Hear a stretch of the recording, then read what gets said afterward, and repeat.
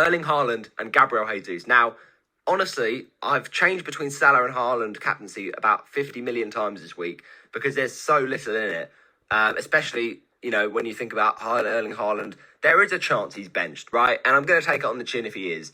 And if he comes on for a 15-pointer and gets a 1-pointer and does nothing, then hey-ho.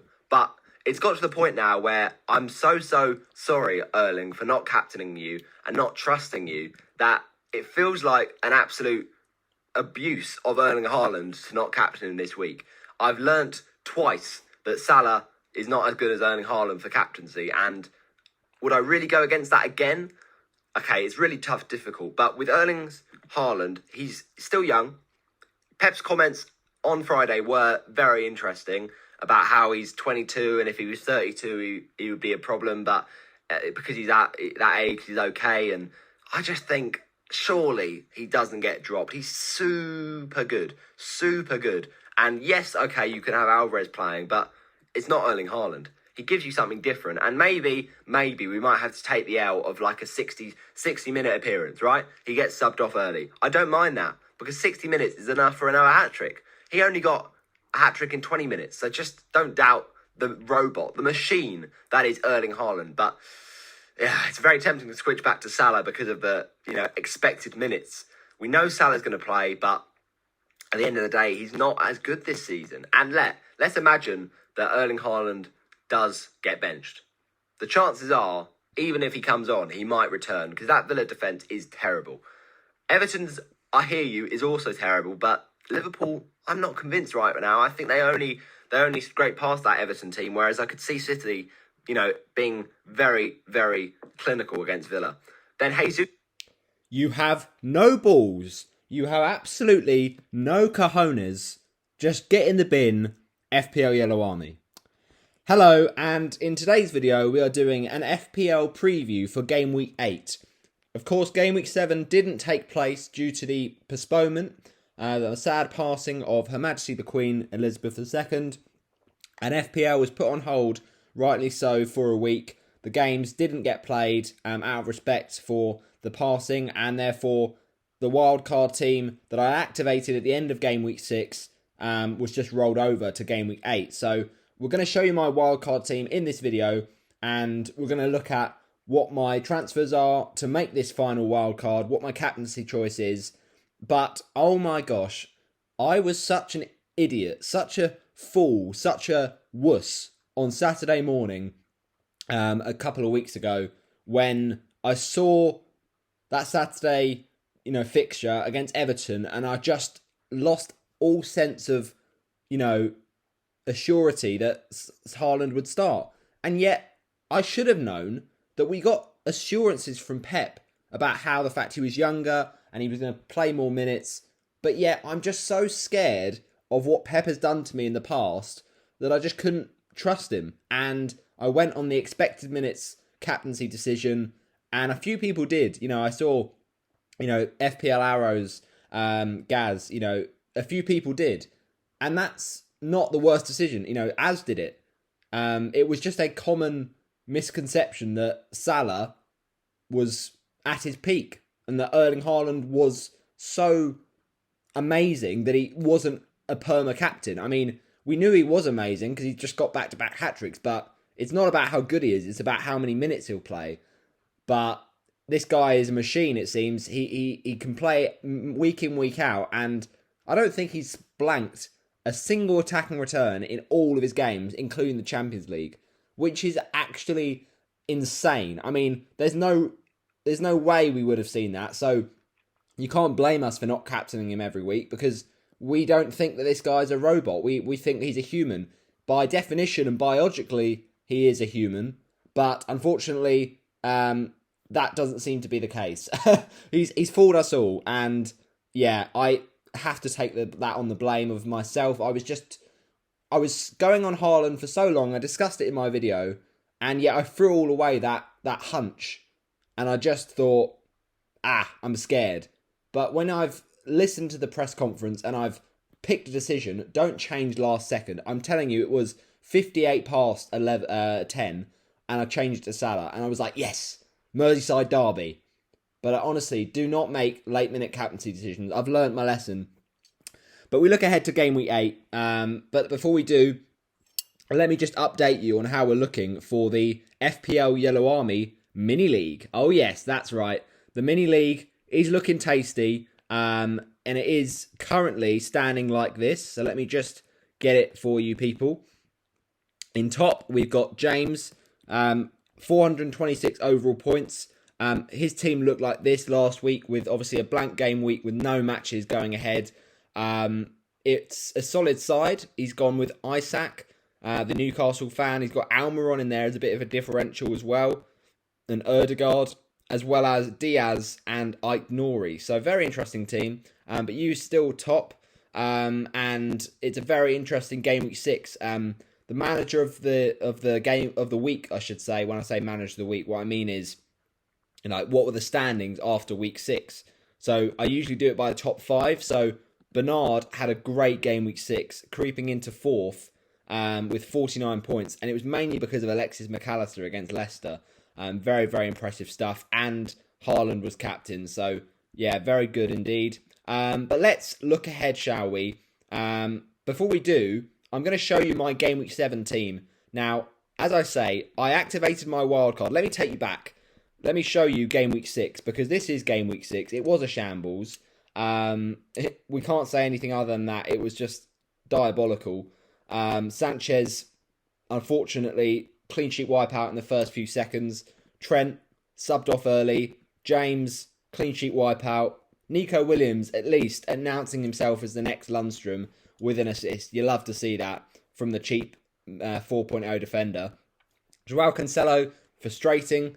Bailey scored a very good goal at that, but you didn't expect that. You thought City would keep a clean sheet. Aaronson, my transfer in from that game week 6. I brought in Aaronson to replace Rodrigo, and he was honestly so missing in that Brentford game. It was just so disappointing. And Leeds, just so bad defensively. As I say, I captained Salah against Everton. That was awful. Martinelli blanked against United, although he did score. It was just ruled out. Kulusevski, that was a real painful one. Got benched against Fulham ahead of the Champions League match with their first one against Marseille. I mean, I should have seen it coming, but I just didn't think that he was, benchable. I thought he was much better than Richarlison, but Richarlison started the game. He did actually score, but it was offside, unfortunately. But then Kulusevski got benched in the Champions League as well. So Kulusevski is just not getting the minutes, and it's baffling to see. Haaland as well. He was the only player, basically, that scored for my team in game week 6. It was really bad. And then Jesus got booked against United, and he's looking good in his performances, but he's not getting the goals, unfortunately. So it was a big fat red arrow, and my lowest game week score of all time, 30 points. So in terms of our game week history, this is what we're looking like at the moment. I mean, a big red arrow for sure. From game week 5, we were up to a rank of 289k. We dropped all the way down to 853,208. 218, I should say. But the good thing is, we beat the scores of everyone in the world with our game week rank. Now, I'm joking. Obviously, everyone got 0, so everyone's got a game week rank of 1. But yeah, it was very interesting because we actually got a green arrow, despite obviously everyone not having a game week. It was nice to get a bit of a rise. However, big things need to happen in game week 8 for me to recover, really. So this was my wildcard team. So as I say, I activated my wildcard on the Sunday. Yes, the Sunday of game week 6. So that was when Manchester United were playing Arsenal. And in my wildcard at that time, there was one piece of the cog left, one piece of the puzzle to fit in. And that was, I had Rashford in my team, and I thought, should I commit to it? I watched that Manchester United game, and I loved the look of Rashford. So he was my final piece of the puzzle. I was happy with him going into game week 7. I locked him in, and I locked in the wild card. The wild card, of course, which included axing Mohamed Salah. And I don't think it's just an emotional response to his blank against Everton. I genuinely believe that right now, Mo Salah, as good as he can be, is not essential. He's good. I still believe he's good. But I think 13 million is just too much for a player who's not performing at the levels that Erling Haaland is, for instance. So, I just think Salah is just not worth its price at the moment. I'm not saying he's not going to be in my team again this season. Definitely he'll be back soon. But right now there's better ways of using the money, especially on a wild card. So on wildcard, I brought in Nick Pope for Sanchez, who I just wasn't really happy with. And then I also did Dalot because I liked United's fixtures. They had Palace and Leeds, but unfortunately, of course, that was postponed. And then Leeds got postponed in Game Week 8. So, yeah, Trent I thought was going to be a good shout in Game Week 7. A very nice fixture at home to Wolves, but of course that got postponed. Reece James as well there. Anthony, I was really liking the look of him against Arsenal, and I thought, yeah, ahead of Game Week 7, I quite like Anthony, but of course, as I say, all these games got postponed, and the wildcard got carried over, so the deadline is now Game Week 8 for my wildcard. But Anthony's a decent option. Of course, I mentioned about Rashford.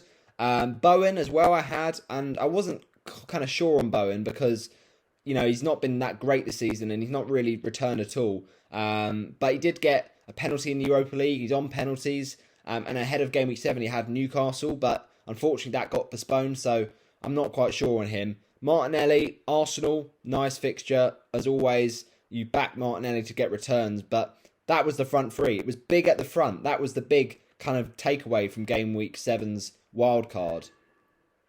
And, I was just being bold. It's as simple as that. With Jesus, Haaland and Kane, not many people will see that. But ultimately, they didn't have fixtures, so it didn't really matter. Kufau and Nico Williams as well. So basically, I'd gone from a front two of Haaland and Jesus with Archer as the sub forward to bring in Harry Kane by sacrificing Mohamed Salah. Sufal was a nice option, but I thought I'd bench him ahead of Game Week 7 against Newcastle. Nico Williams was a nice option that I currently own still because I thought I'd bench him that game week fixture. It was not the best fixture for Nico. I can't remember actually who it was he was facing. I need to look just very quickly. Was it Leeds? Oh yeah, it was Leeds. But I thought because Leeds score a lot of goals that I would bench Nico. And then Bailey. I also had Bailey. Again, good fixture against Leicester, and I thought that might be the shout. But of course, all these games got postponed. So looking ahead to Game Week 8, let's do it then, shall we? Let's preview my Game Week 8 wildcard. There's been a lot of changes. Let's begin. So here it is, my Game Week 8 wildcard team locked in, and it's going to be a lot of risks. I'm not going to beat around the bush. There are risks here, but I'm hoping they pay off because at this point with my rank, I've got nothing to lose. I've got to go for it. So Nick Pope, for me, is by far the best goalkeeper on a wildcard. He has great fixtures for the long term. Even against Man United and Spurs, he could rack up some save points. And it just makes sense. Sanchez has not been doing well. And he's got tough fixtures coming up, including a blank in this, of course, blank Game Week 8.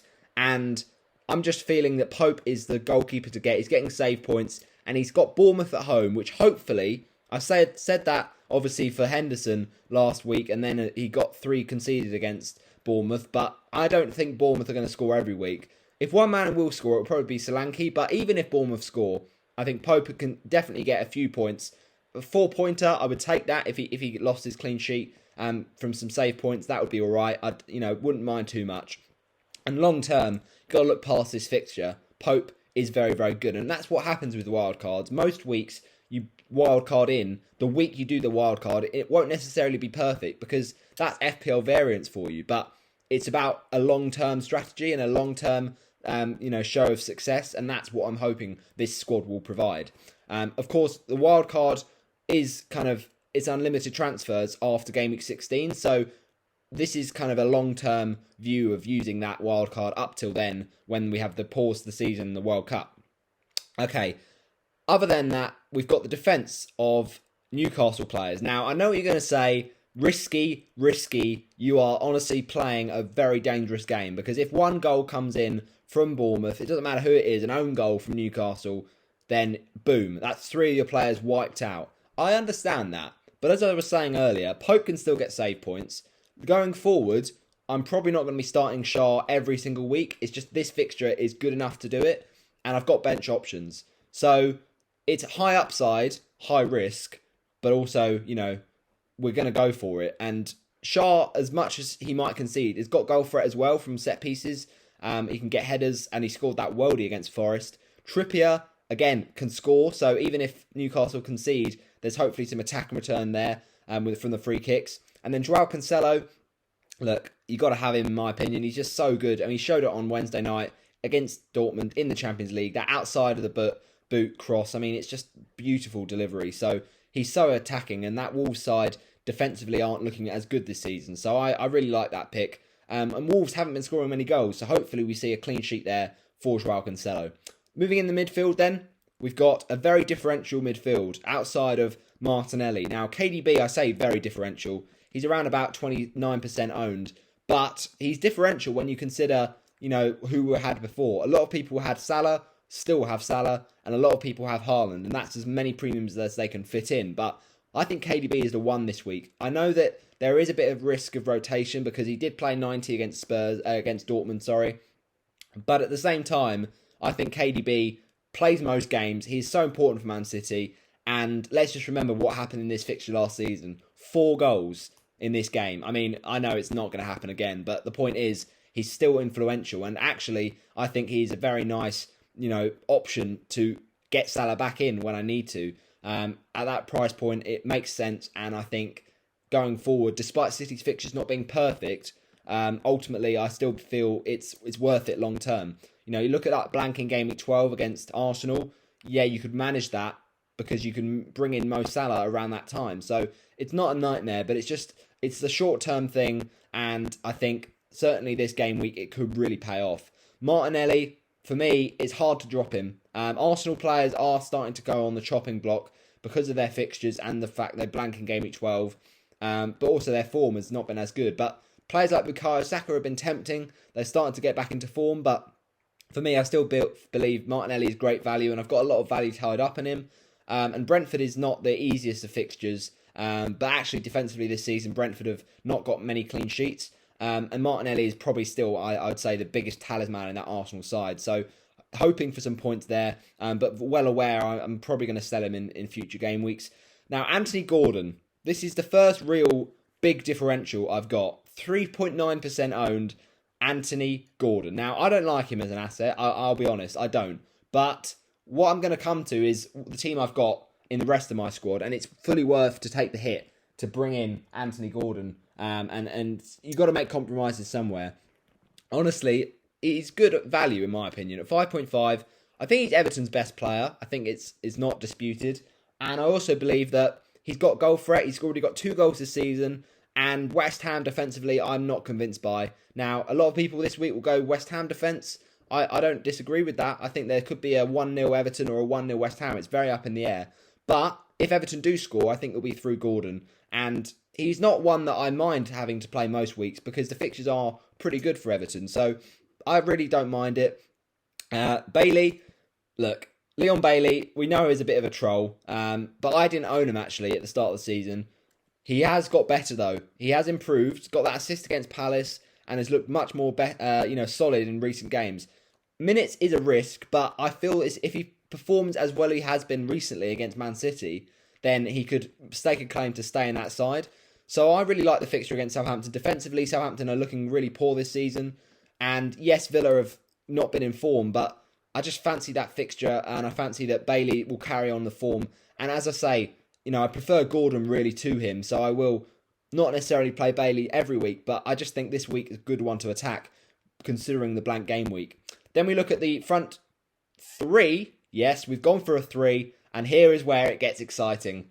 Haaland, Harry Kane, and KDB. Now, I know what you're going to say, the threemium, it never works, but I'm here to prove wrong those people, those doubters, because I believe it will work. And the reason I say that is I've still got money in the bank. So it's not like I can't get in Salah. It's not like I can't, upgrade Bailey or Gordon. I've got a whole million in the bank. Yeah, a whole million. I'm not even joking. So for me, this strategy is just good enough for me to, accept it and take it in and enjoy it. Because Haaland, for me, has to be captain against Wolves. He was unbelievable in the game against Aston Villa in his movement. But then against against Dortmund, he wasn't really that good. But doesn't matter. He still scores a worldy goal. And for me, he's perma-captain for a few weeks. But, I say perma-captain, Kane against Leicester is tempting me. However, I went against Haaland last week. I'm not going to make that same mistake again. Like, I've learnt my lesson. I've been burnt hard. And Spurs in midweek were a bit disappointing. So I want to see how Kane gets on. If he does well, then I might consider him for Game Week 11 captaincy, just to kind of give you a spoiler there. But I honestly believe Haaland is the best captaincy, and don't risk it. Mitrovic is also tempting as a captaincy against Forest, but I still don't feel that Haaland can be beaten, really. So, looks really tempting. Fulham's fixtures coming up are lovely, and how I haven't had this guy, I don't know. But he will be coming in from now on when the fixtures are absolutely beautiful for a long time. So, that attack is all around Mitrovic, and I'm excited to see how that gets on against a Forest team that do concede goals. And then Harry Kane against Leicester, look, that's a great fixture. It's been a great fixture in the past in terms of record, history. Foxes will be scared. With Danny Ward in goal as well, that's surely feasting time.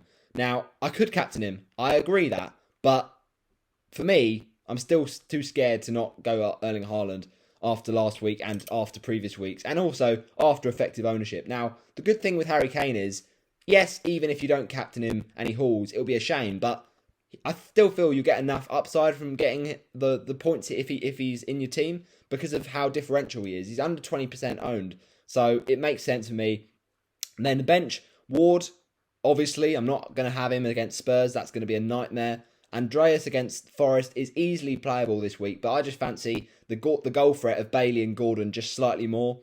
Nico Williams, I could have played this week, but I just believe that Mitrovic will really cause Forest defence a few problems, so I don't see there being a clean sheet as much as there is attacking threat for Nico Williams. And then Reece James, we've got him for future game weeks because I believe that he is just one I cannot go without. And I've seen people take him out to have a 8 mil midfielder like a Bowen, but I can't do it. Potter's come in. Yes, Chelsea defensively are still suspect, but I believe he's still so attacking, as we saw in the Champions League against Salzburg. So I really like that team. It's locked in for game week number 8, and that is the Wildcard team. Just quickly, I wanted to do a little comparison. By the way, this was how I was feeling last week when Salah blanked against Everton and Haaland scored. Yeah, the pain was real. It really was. I mean, I say that. It was only a 7-point swing. Or not even that, sorry, a 6-point swing. Because I captained Salah for 6 points, and of course Haaland got 9. So to be fair, it wasn't awful. Like 3 points from Mo Salah, 9 points, 6-point swing is not as bad as I expected, but it still hurt a lot because of how the fact 5 million people captained Haaland. I didn't expect that to be the fact, but it was. And then this is a throwback to last season where I did my last wildcard in game week 7 of the 21-22 season. I remember that game week as Pilaqueta came in clutch. That was a juicy differential, and I'm hoping that my differential this week, Gordon or even Fabian Schär, is going to come in clutch. I mean, the scenes if Leon Bailey completely trolls all those people that don't have him anymore, it would just be beautiful. But I'm feeling this game week. I'm liking this team, especially with the kit graphics. So enjoy, hopefully, this game week. It's going to be a very interesting one. Smash a like on the video, comment your thoughts on game week number 8. Are you playing a chip? Are you playing free hit or wildcard? And we'll see you in the next one.